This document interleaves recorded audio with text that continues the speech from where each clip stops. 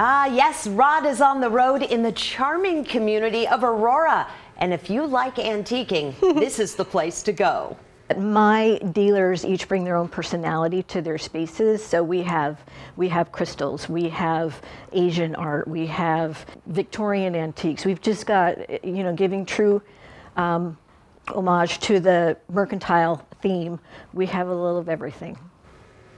I love this. We are headed out to Rod at Main Street Mercantile. And Rod, you've been checking out the great merchandise there. That's one of my favorite things to do, is just walk around an antique store and look at what they have. So fun. I was telling Connie, who's joining us, she's the owner here at Main Street Mercantile, I think this is the nicest antique shop I personally have ever been in. Sometimes I think places like this can be cluttered, but it's wonderful to walk around here. And you really have beautiful pieces from a large variety of times. I know you wanted to point out, Connie, this, I'm going to say it's a vase, am I right? It's a vase, yes. It's 1912 Art Deco, made from the Villeroy Bach company. It was a German company founded in the 1700s. This is obviously dated 1912. How much? How much? $875. Oh, so that is a true art piece. Yes, it is. It is. I got it valued from Christie's Auction House in New York. Really? Okay. Hey, I told you I'm the person that walks in. I'm looking for a little knickknack real quick. I'm going to buy this. This is going to be my knickknack. My wife, I think, will love this for the Easter table. It's a candle with bunnies on it. But what about people that just want to come in and they want to get into collecting, Connie? Well, the way I did it was I just kind of went with what attracted my attention, what my eye went to.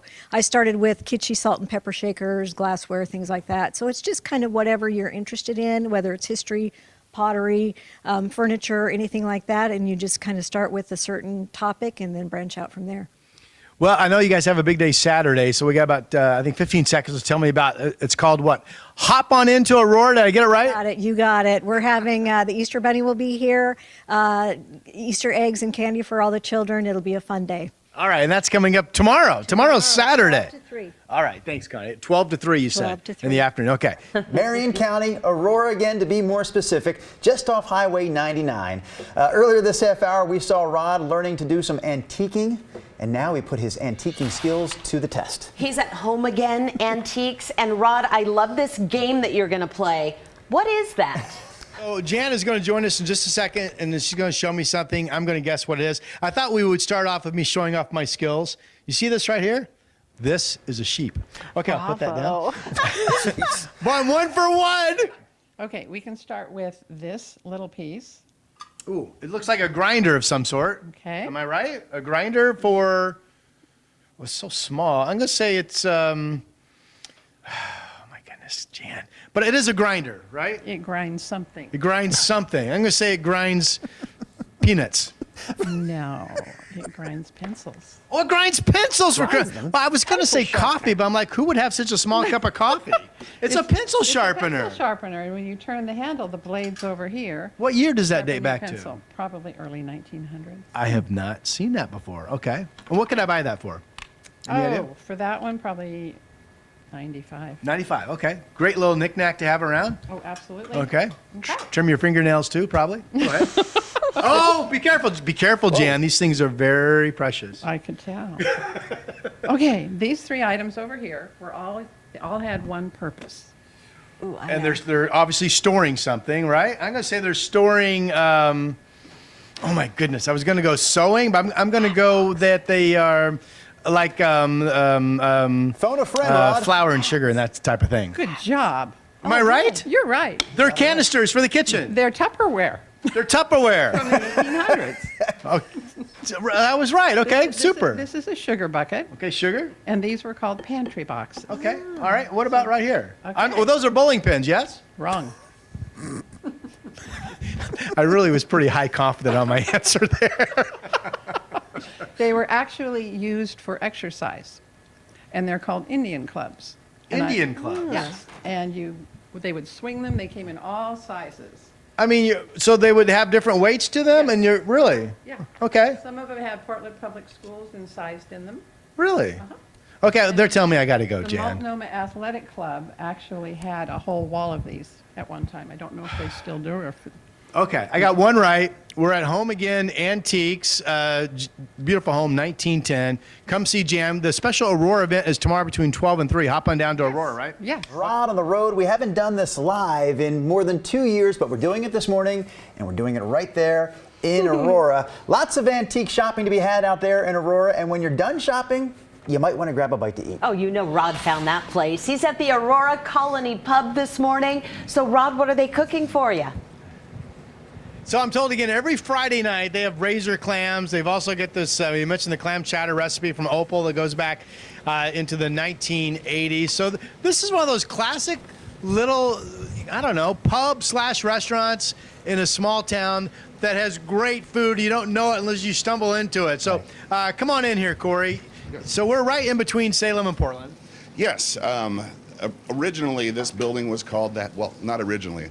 The building was the halfway, or the tavern, halfway between Portland and Salem, because 99E was the thoroughfare or the highway before I-5 cut that drop.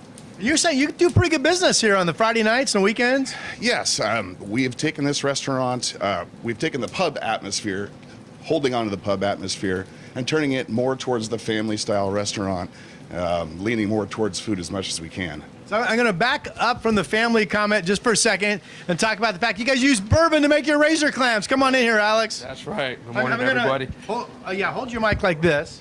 I'm going to sample this. Let's Tell do me it. the secret. Let's do it. So we got the Brandy sauteed pan-fried razor clams here.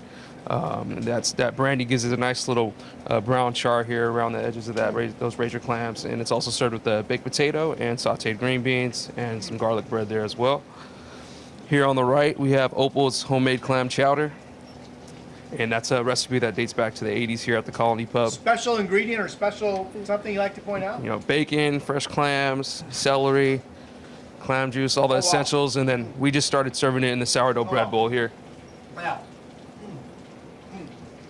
Give me that mic. That is good. And it's amazing how they poured that a while ago. It stays so hot in that bread basket. It's crazy. All right, so every Friday, is that right? We have the clam chowder and razor clams. Aurora Colony Pub. And by the way, order yourself a special side of green beans because they are amazing. Really good stuff. Main Street, Aurora. This is a great town to visit. You're right in the heart of the agricultural belt, so if you wanted to, visit farms, do berry picking, look for flowers, things like that, it's all here. Aurora itself has shops. And Rod is getting a chance to check it all out this morning. He is in Aurora, which is a great day trip, 25 minutes from Portland and 25 minutes from Salem. He's actually been in a few different stops, a few different places so far this morning. And right there, Rod, we see inside Aurora Mills Architectural Salvage. I believe we're playing a game with you this half hour. What's it worth? Yeah, and real quick, because I'm told most of the things in all the stores we've been in are actually antiques that work. So I'm going to get on the scale here. Oh, see, it says 100. dangerous one. Mike, this doesn't work. unless, oh, no. I forgot. See this microphone? You can't tell because I'm so strong, it adds 25 pounds. All right, here we go. Mike, our first item is this. What is this?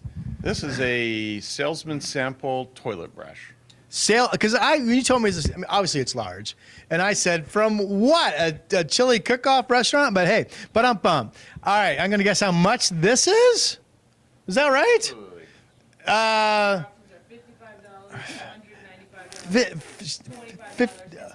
She says my options go from $25 to $300. Well, I'm gonna go with $25 because I ain't paying more than $25 for a toilet brush. No offense. And how much is it? $195. Well, okay, no offense. It's a specialty item. No, that's true. I was thinking about yeah. Never mind what I was thinking. All right, what else? Which one are we going to? Wooden shoes. These are actually to help keep your shoes from I'm going to say from the leather from getting wrinkles in them. Well, actually, these were used for manufacturing children's shoes. Oh, really? They were the mold more or less? The last. They're Okay. called lasts. You could use these for a doorstop, literally, or just Absolutely, to or sit hang around. them on the wall and nice little ribbon. What are my options, Brittany? Your options are $100, $100, $30. $225, or $75. I'm going to go $75 on this one. Mike? They're a reasonable $35 a pair. Well, see, now I would pay more for this, no offense, than a toilet brush. Okay, where are we going? Me too.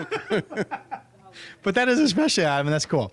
All right, I mean, what do you love to give this to your, to your wife? Go, honey, or to your husband, for that matter. Can you see that hanging in? Take care of that. Yeah. All right, we're going to right here. These are mannequins for what? For These are hats for what? Molds for Halloween masks. Oh, really? Oh, that. Well, when I said that, I noticed the nose, and now that makes sense. Molds for Halloween masks.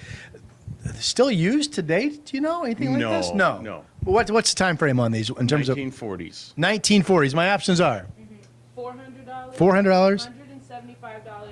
$5,000. 5,000. 3,000. Hold the mic just for a second, Mike, because I want to see how heavy they are. So, oh yeah, they're pretty heavy. I'm going to go high. It's a specialty item. I'm going to go $3,000. Mike? All right. Woo! That's my specialty, ugly faces, by the way. I look in the mirror every day. What can I tell you? All right, that's fun. Do we have time left? What's the time on the clock? We do have some time left. Okay. The history of this building is kind of unique, Mike. Yeah, this is an old hop warehouse. The Aurora was founded by Germans who loved their beer. And how long have you had the store here? Since 1997. 1997. Do you have is there a hot ticket that people are most looking for these days? Oh, your store? boy, that's a tough one. We carry such a variety of things. So we've got stained glass, people really loving stained glass. They love our hardware, our lighting, anything that is for the decor of the home. Well, you can't miss it. I'm going to say it's the big barn type structure. Is that somewhat fair? The biggest building in town. It's the biggest building in downtown Aurora, Mike says.